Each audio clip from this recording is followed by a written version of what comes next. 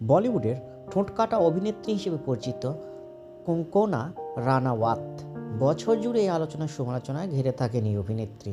এবার তার নতুন সিনেমা নিয়ে নতুন বিতর্কে জড়ালেন অভিনেত্রী। কঙ্কনা রানাওয়াত অভিনীত ও পরিচালিত এমার্জেন্সি ছবিটি মুক্তি পেয়েছে 17 জানুয়ারি।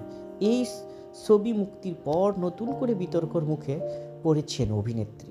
সেই বিতর্কের আঁচ ভারত ছাড়িয়ে এসেছে বাংলাদেশে, কারণ তার ছবিতে আছে শেখ মুজিবুর রহমান। 1975 সালে 21 মার্চ জরুরি অবস্থায় জারি করেছিলেন ভারত সাবেক প্রধানমন্ত্রী ইন্দিরা গান্ধী।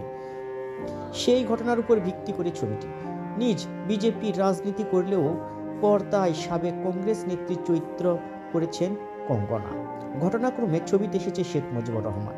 এই চরিত্রে অভিনয় করেছে ঋষি কৌশিক।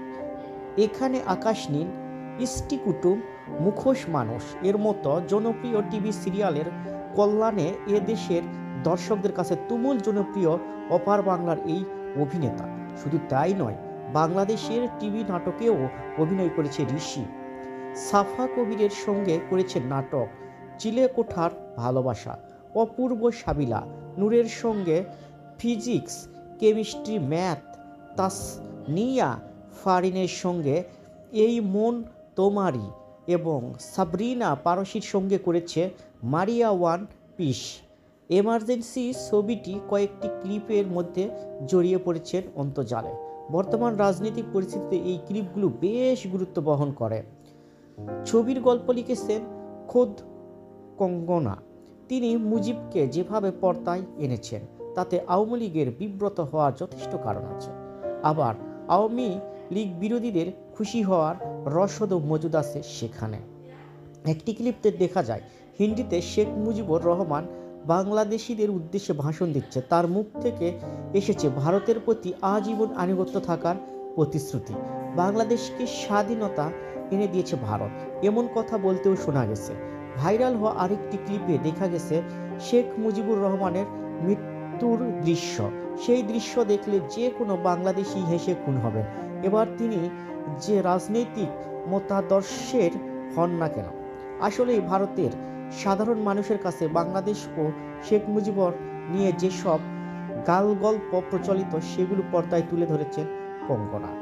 সিনেমার এই গল্পের সঙ্গে বাস্তবের মিল খুবই কম। ফেসবুকে একজন বাংলাদেশি মন্তব্য করেছেন, আওয়ামী লীগের মান সম্মান যা কিছু অবশিষ্ট ছিল সেটাও কেড়ে নিয়েছে এই ছবি। 60 কোটি রুপি বাজেটের এমার্জেন্সি বক্স অফিসের মোটেই সাড়া ফেলতে পারেনি।